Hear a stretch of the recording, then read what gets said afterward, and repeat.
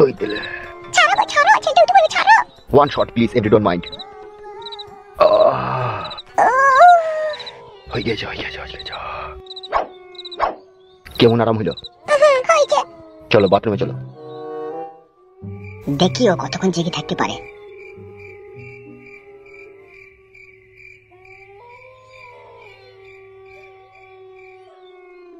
আজকে কিন্তু তুমি আমাকে পরের মতো কইলে, ঘরের বউয়ের মতো কইলে না।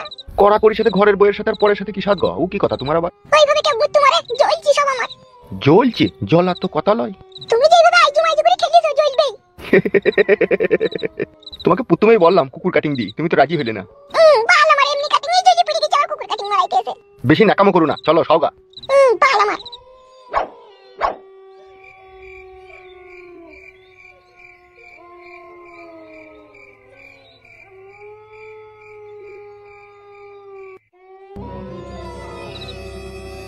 মুহূর্তে লাইনতে মারে মানে একটু মুটটাতে।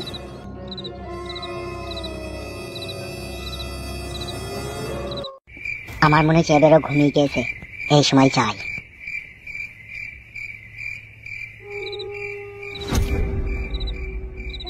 এমএলএ বিকাশ দত্ত, তোকে মার্ডার করার পরেই মাঙ্গিনা বেগমকে আমি কাছে পাবো। তোর মৃত্যু আর কেউ আটকাইতে পারলো না। হামসাফার তুই এত রাতে এখানে? কি ব্যাপার তুই এত রাতে এখানে? হামসাফার দাঁড়া, হামসাফার। লাগছে বড় ভাই। বল শুইরে বাচ্চা, আধে রাতে আমার ঘরে কেন চাকুরি ঢুকেছিস বল? এমনি বড় ভাই। এমনি লয়, তুই সত্যি করে বল তোর মনে কি ছিল? বুঝতে পারছো না, হাতে যখন চাকু আছে তোমাকে মার্ডার করতে এসেছিল গো। তাই নাকি হামসাফার? চুলটা ছাড়ো বড় ভাই, চুলটা ছাড়ো। বল তুই আধে রাতে আমার ঘরে কেন এসেছিলি? বাবা বলছি। স্পষ্ট করে বল তুই কেন এত রাত্রে আমার ঘরে ঢুকেছিলি, নালে তুই তো আমাকে ভালোভাবে চিনিস। একটা কথা সাচ্চা হামসাফার, আমি কিন্তু পাক্কা আরামের বাচ্চা। ভয় লাগছে বড় ভাই। ভয় নাই, নির্ভয়ে বল। তোমাকে মার্ডার করতে এসেছিলাম। কি বলছিস বে শালা তুই? আর কোনোদিন এরকম হবে না বড় ভাই, অন্যায় হয়ে গেছে। খান কি ছেলে সুরের বাচ্চা, তাহলে আমি এতদিন দুধ কলা দিয়ে কাল সাপ পুষি? অন্যায় হয়ে গেছে বড় ভাই। তোর অন্যায়ের গোষ্ঠী লেতার মারিলে সুরের বাচ্চা। ও বাবু ও বড় ভাই, আর কোনোদিন করিস না ভাই। খান কি ছেলে সুরের বাচ্চা, আমি ঘুরে থাকলে তুই আমাকে চক্ষু হইতে দিবে? ও বড় ভাই ভাবতাম না, বড় ভাই ভাবতাম উড়ি মারি বোকা চোদা, খান কি ছেলে সুরের বাচ্চা। ও বাবু উড়ি মারি বল শালা, বল সুরের বাচ্চা আমাকে মারতে পারবি? বল শালা। ও বড় ভাই একটা মেয়ে ছিল, ও বড় ভাই একটা মেয়ে ছিল, উড়ি বাবা সুধীর ভাই আগে খয়েস ফেলে দেবো নাকি? শালা আমি তো বোকা চোদা সুরের বাচ্চা, তোমার আমি শালা।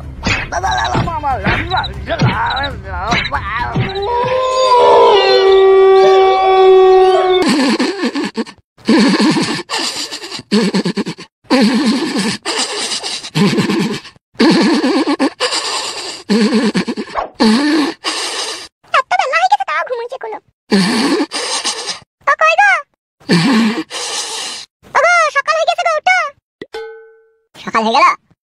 তো সকাল হবে না? 3 বার 4 বার করে রাত্রে কড়া কড়াইলে কি আমার ঘুম ভাঙে রে? ওটা চাটা খেয়ে নাও। এই নাও তোমার লাগি আদা দিয়ে গরম গরম চা করে নিয়েছি, লাল চা খাও। বাল আমার, লাল চা আমার হলে খাই। কি গো তোমার লাগি তো টাটকা চা ভালো করে করলাম। আমিও লাল চা খাই না বাড়া, দুধ তো ঘরে নেই গো। ও থাক বাড়া, পরে খাবো। সকালটা কখন হয়েছে? কখন? অনেকক্ষণ হয়েছে, প্রায় 1 ঘন্টা হয়ে গেল। দূর বালের মাথা আমার। কেন গো? এটা ভোর করে তুলাইতে হয় বাড়া আমাকে, জানো না চারিদিকে আমার শত্রু দিনের বেলা গেলে কেউ দেখে ফেলে। কেউ দেখতে হবে না, ঢোল পাড়ার ওই বনের ভিতরে চলে যাও। বেশ ঠিক আছে, চলো আমি। তাহলে চাটা খাবে না? তোমার লাগি করলাম। এতদিন আমার সাথে সংসার করছিস, কিছুই বুঝি না তো। আমি লাল চা খাই বাড়া? তুই জানি না গরুর 500 দুধকে মেরে 250 করে সেই দুধ আমি চা করে খাই। দুধ না থাকলে আমি কি করবো বলো? দুধ তো ছিল, সেটাকে গেলে টেনে ছিঁড়ে বাই করে 1 কাপ চা করে দিতে পারতিস। বেশ ঠিক আছে, এর পরের দিনকে করে দেবো, এটা খেয়ে নাও। ও আমি খাবো না, ভুলে না, দোকানে আমি খেয়ে নেবো, আমি চললাম।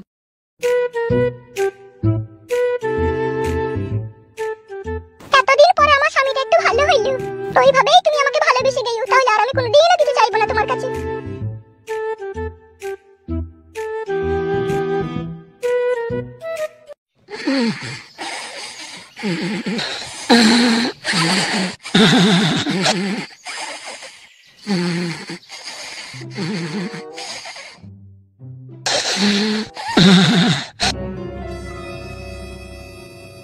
সকাল হয়ে গেল না কি? না সকালে তো হয়ে গেছিল।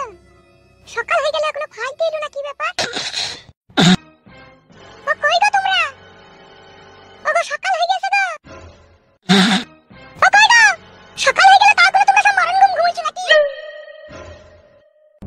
হামসাফার এমএলএ বিকাশ দত্ত সাহেবের মাথা কেটে চলেই যায়। কাদা কেটে এসে রে, কাদা কুকুর বাচ্চা। কি ব্যাপার, হামসাফার আসেনি? বালে এসে মানে ছোড়া। কি বলছো বৌদি তুমি? সে কাল রাত্রি 8টার সময় এমএলএ সাহেবের মাথা কাটতে গেছে, আর সকাল 8টা বাড়িতে চলে এখন আসেনি সে। আমি আর বউ পাবো না রে। শালা হামসাফার ভারী চিন্তা দিয়ে গেল তো। সেটাই তো আমারও চিন্তা হচ্ছে, ধরা পড়ে গেল না তো আবার। এখন তাই বাকি করে বলবো বৌদি, যদি মারা ধরা পড়ে যায় তাহলে তো ঘায়ের উপরে বিষ ফোড়া হয়ে যাবে তো। হামসাফার কি লাচুদা তোমাকে বললি যেমন করে হোক এমএলএ বিকাশ দত্ত সাহেবকে মার্ডার করে তার কল্লাটাকে কেটে আনবো। এবার কি হবে তাহলে ভাবে। কইরে কেজো বৌদি কই গো? ফুটু নাকি? হ্যাঁ হ্যাঁ আমি সেই হতভাগা। সোজা চলে এদিকে আয়। কি ব্যাপার? প্ল্যান তো সব গড়বড় হয়ে গেল গো। কেন হামসাফার এমএলএ সাহেবের কাছে যায়নি? যেছে তো বড় কাল রাত 8টায়, এখনো পর্যন্ত তো সেইলো না, সকাল 8টা বেজে গেল। ইরি বড়া, শালা তাইলে ফেসে গেল নাকি? ওইটাই তো আমরা এতক্ষণ থেকে চিন্তা ভাবনা করছি। ও মাই, আমার কি হবে গো? আমি আর বউ পাবো না ফুটু ভাই। এই গুদমানি ভাই বউ বকরি মাথা খারাপ হয়ে যাবে চুদির ভাই। বুক কাচ্চুদা মানুষের আপদ বিপদ বুঝছি না তো শালা। কত আর কষ্ট সহ্য করবো ভাই, কষ্ট সহ্য করতে করতে বুকের ভিতরটা ছালা পালা ধরে গেল। এ ধরবে মাংমানি ভাই চুকুর বল থাক, শালাকে শুনে না উশারি মার দেবো শালাকে। ফুটু ওর কথা বাদ, দেখুন কি করবি সেটা বল। সত্যি করে হামসাফার আসেনি? তোমাকেও বাই লেভেল গাল দিতে ইচ্ছা হচ্ছে।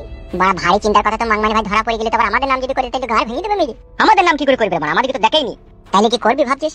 ভাবতে ভাবতে আমার শরীরের পানি শুকিয়ে গেছে। ওগো শুনো, তুমি ঘরের ভিতরেই থাকো, আমরা বাইরে বেরিয়ে গিয়ে দেখি কেসটা কি হয়েছে। আমি আগে থেকে বল দিচ্ছি ভাই, আমি বাইরে যাবো না, আমি ভিতরেই থাকবো। ভাই দেখে তো শালা সব কথাতে ফুরুম কাটে। ফুরুম লাই ঠিকই বলছে, আমার ভয় লাগছে। বে ভয় লাগছে বাড়ি পালাবে, শালা বলিয়া দরকার নেই বাড়ি পালা। বাই যাবে, এত কষ্ট যখন করলাম আর একটু কষ্ট করে থেকেই যাবো, তারপরে যাবো বললি বাড়ি। হ্যাঁ ফুটো বলো কালু ভাই। কালো কুকুর যেটা বলছে সেটা কর, আমরা বাইরে বেরিয়ে গিয়ে দেখিছো কি কদর কি ঘটেছে। চলো কালো কুকুর ভাই, তোমার সাথে যাবো আমরা। তুমি কি বলছো গো? যাও গিয়ে দেখে এসো, আমি এখানেই থাকবো। বেশ ঠিক আছে, আমি চললাম। ফালতু বলো, তোর বৌদির কাছে চুপচাপ বসে থাকবে, ঠিক আছে? বেশ ঠিক আছে। কই চলো দেখছি বাইরেকার ঘটনাটা কি ঘটেছে, চলো। হ্যাঁ এসো। আগে শোনো। বলো। পার্টি অফিসে যাওয়ার দরকার নাই, সাইড থেকে আড়াল থেকে সবকিছু দেখে চলে আসবে, বুঝতে পেরেছো তো? হ্যাঁ হ্যাঁ, তুমি সাবধানে থাকবে বলে তোমাকে চিন্তা করতে হবে না। বেশ ঠিক আছে, যাও। জিন্দিগিটা বড় পেঁয়াজ পাতার মতো গন্ধ হয়ে গেল। পৃথিবীতে কত রকম মেয়ে আছে, কেউ নিজের স্বামীর জন্য নিজের জীবন দিয়ে দিচ্ছে, কেউ আবার নিজের স্বামীর জীবন নিয়ে নিচ্ছে।